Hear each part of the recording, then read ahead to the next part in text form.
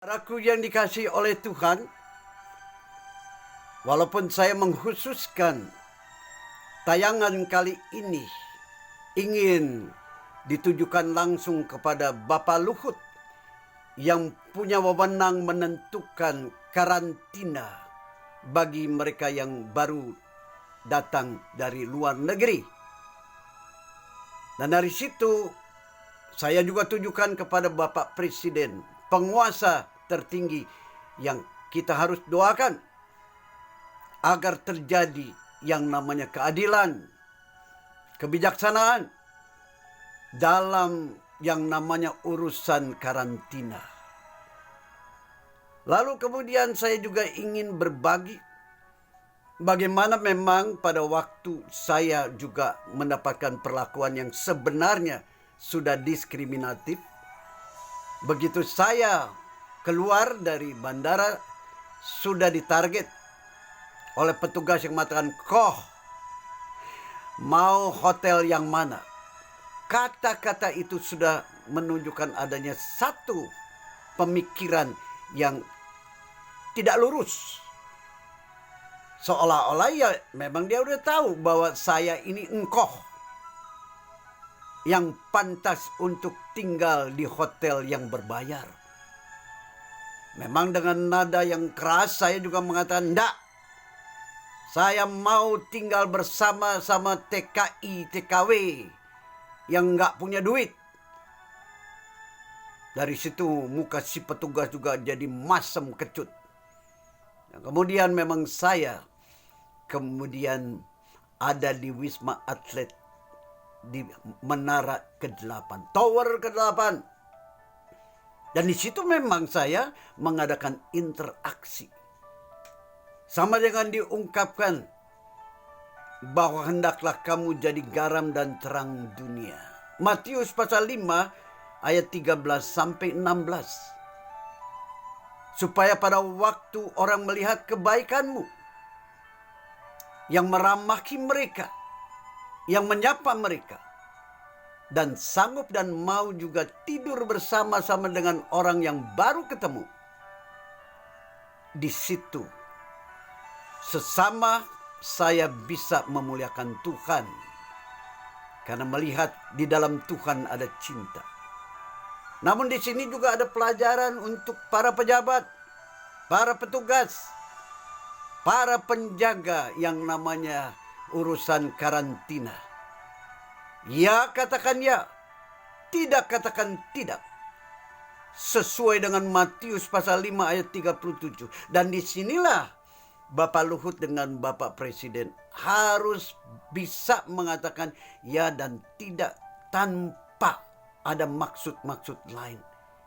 Di mana saat ini karantina berbayar itu sangat mencekik. Sehingga saya yang mau pulang ke Indonesia juga merasa tersiksa. Dan tinggal 1 minggu, 2 minggu, 3 minggu, saya akan mengurus VCR. Saya akan mengurus apa-apa yang diminta sebagai keharusan dari pemerintah Indonesia. Tetapi kalau keharusan membayar 8 juta, 30 juta, aduh, Pak Luhut, saya pendeta. Ada kalau tidak salah masih Kristen kan? Memang banyak yang namanya sekarang pendeta kaya keparat. Tetapi jangan disamakan dong. Jadi saya meminta sebelum saya pulang sudah ada ketentuan. Para rohaniwan segala agama tidak akan dipungut bayaran. Tidak didorong ke hotel-hotel berbayar puluhan juta itu. Tetapi boleh menjadi teladan di Wisma Atlet yang tidak berbayar. Dan saya pesan saat ini juga kepada para ulama segala agama tuh. Bu, jangan bikin malu. Ente itu ulama, bukan pengusaha, bukan juga penguasa.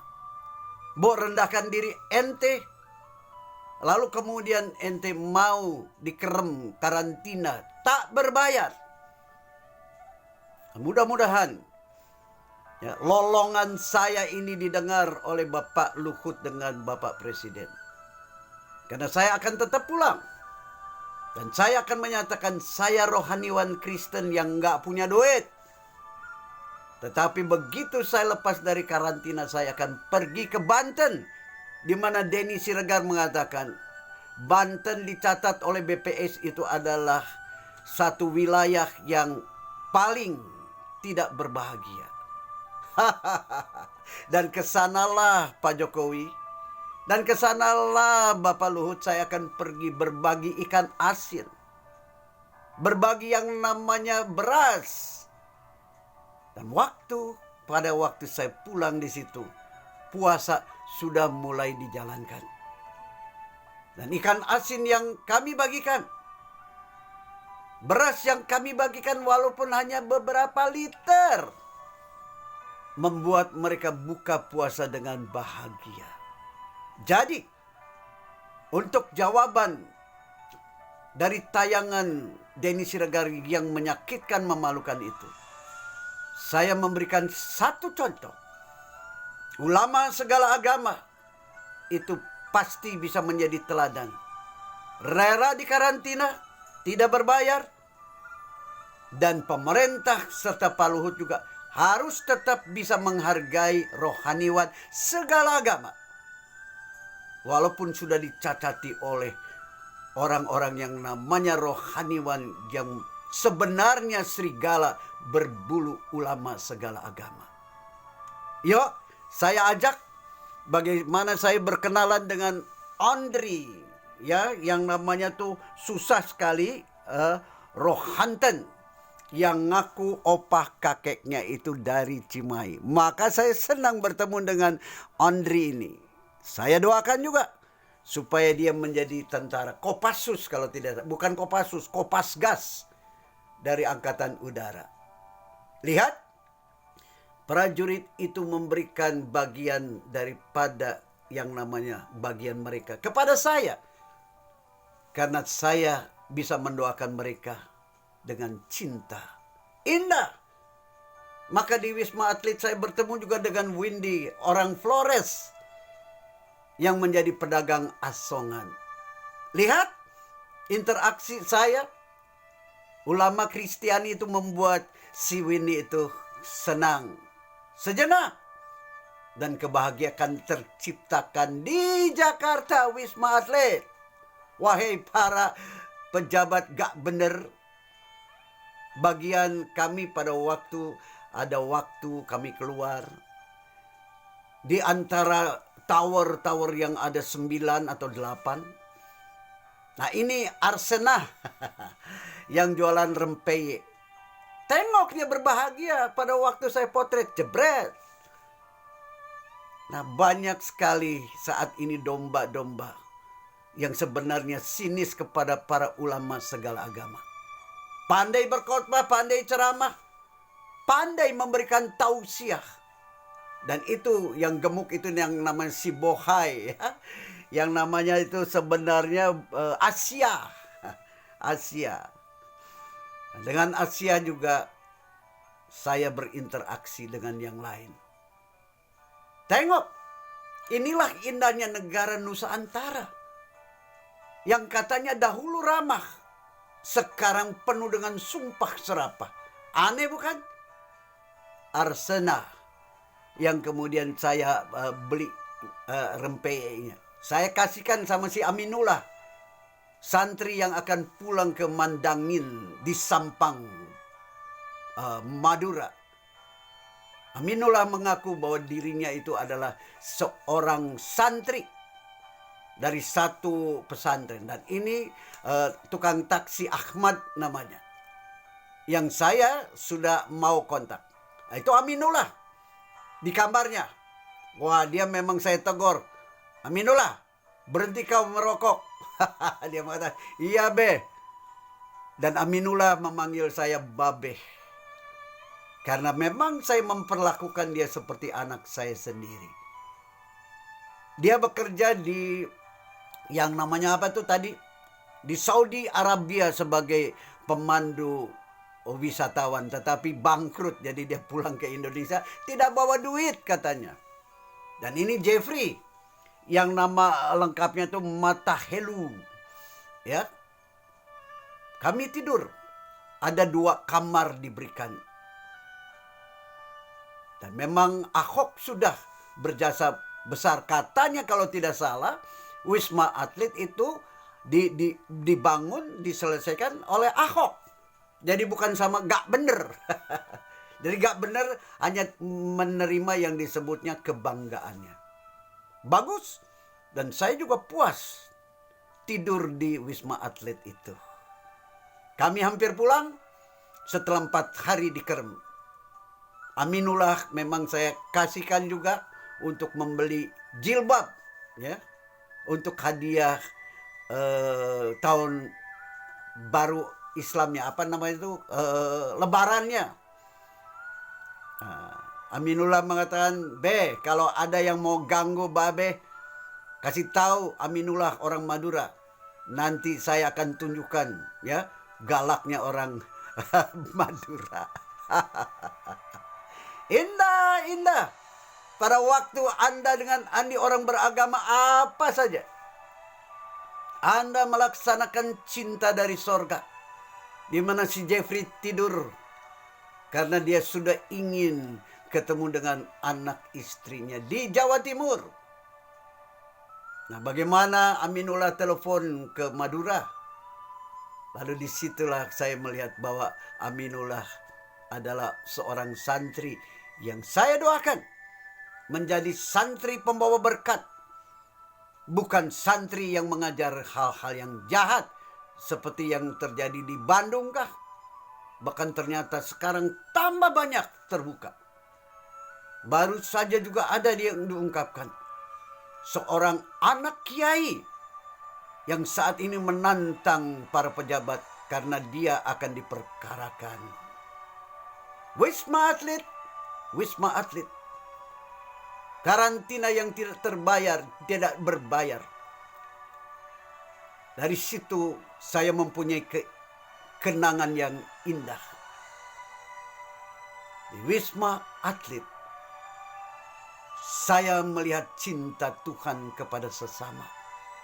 Di Wisma Atlet, saya mengkaitkan diri saya dengan setiap sesama saya yang baru dikerem di sana. Para prajurit yang saya kenal, dan berapa jauh juga mereka menerima saya. Segala sesuatu yang sentimen sara itu lenyap dengan sendirinya. Wisma Atlet, kudoakan tetap menjadi berkat yang bukan menjadi tempat pengkhianatan kepada rakyat yang miskin. Terlalu banyak nama-nama yang saya tidak bisa ungkapkan kepada Anda. Ini bagian yang membersihkan dan ini adalah makanan yang disediakan. Dan ini yang namanya Ahmad Takbir. Yang memang kemudian saya catat dia dari Pau Goa.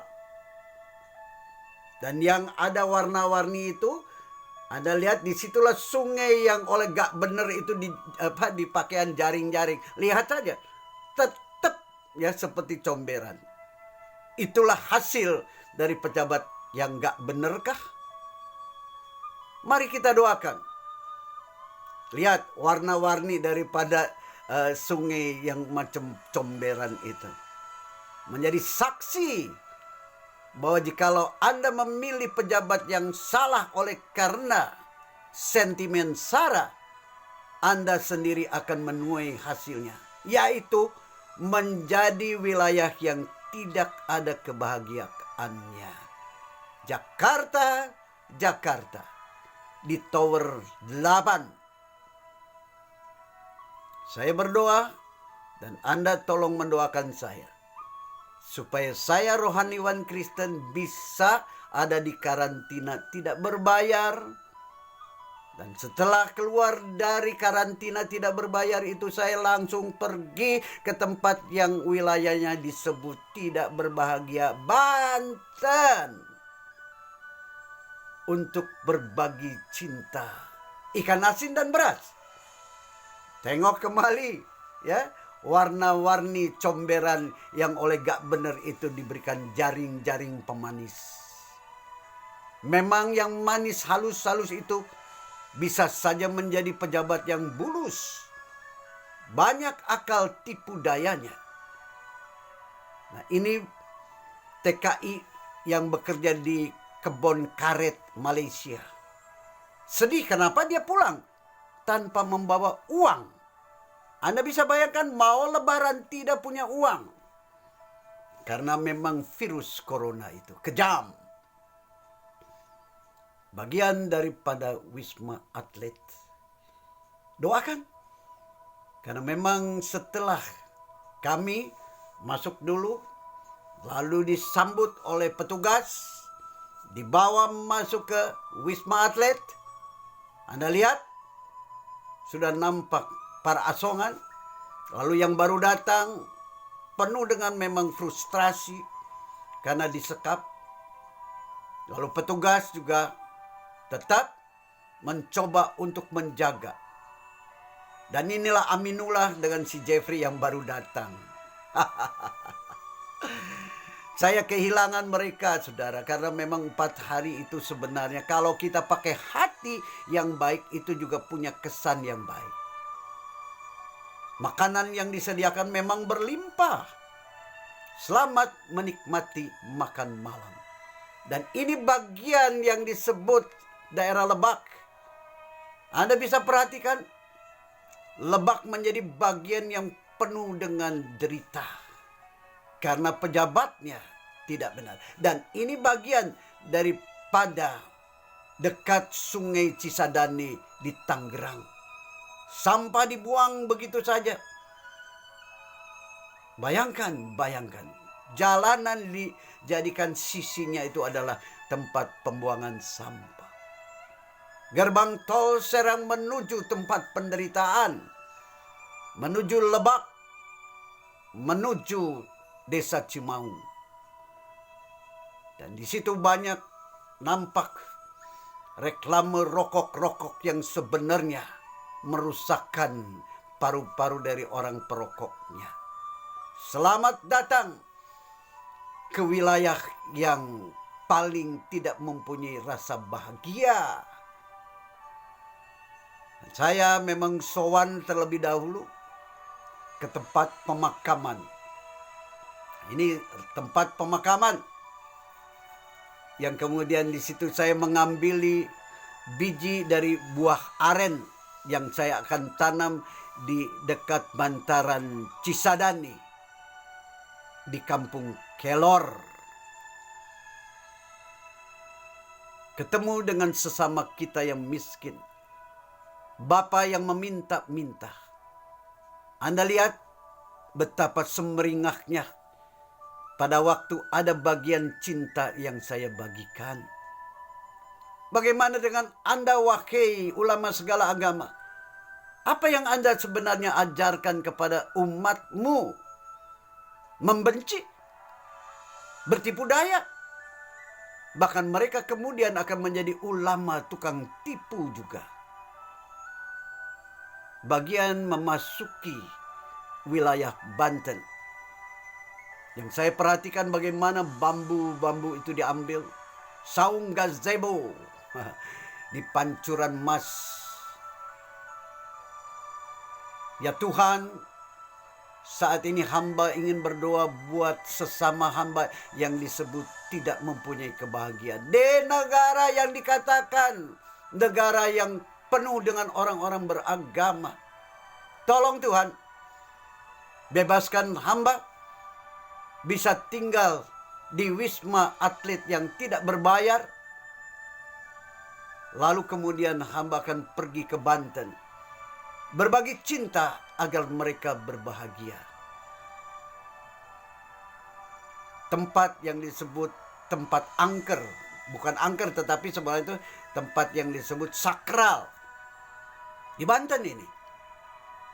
Dan Anda perhatikan. Saya datang ke situ. Untuk mencari biji aren. Syekh Ahmad, Syekh Kuluk. Dan saya mendapatkan biji arennya. Karena saya mencintai Indonesia. Dan saya ingin menyelamatkan Kali Cisadane di Tangerang.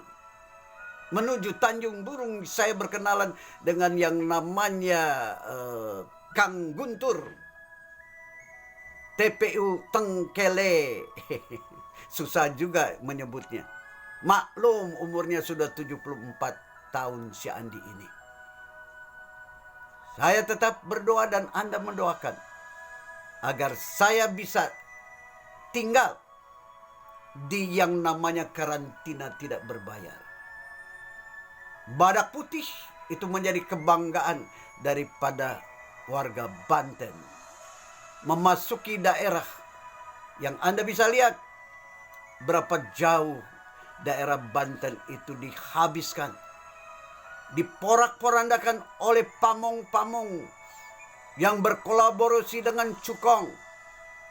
Danau yang dikeduk untuk supaya bisa menampung air banyak-banyak.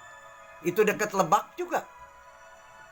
Jadi inilah Pak Luhut, inilah Pak Jokowi. Kalau saya pulang, saya ingin berbuat sesuatu, yaitu tentu kebaikan, agar mereka yang tidak berbahagia bisa tertawa, tersenyum sejenak sebelum perlaya kemungkinan.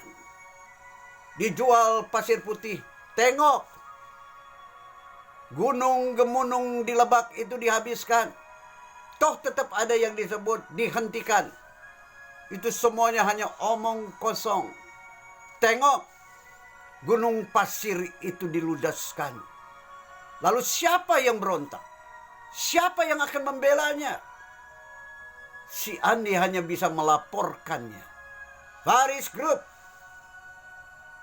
stok kering, buka 24 jam.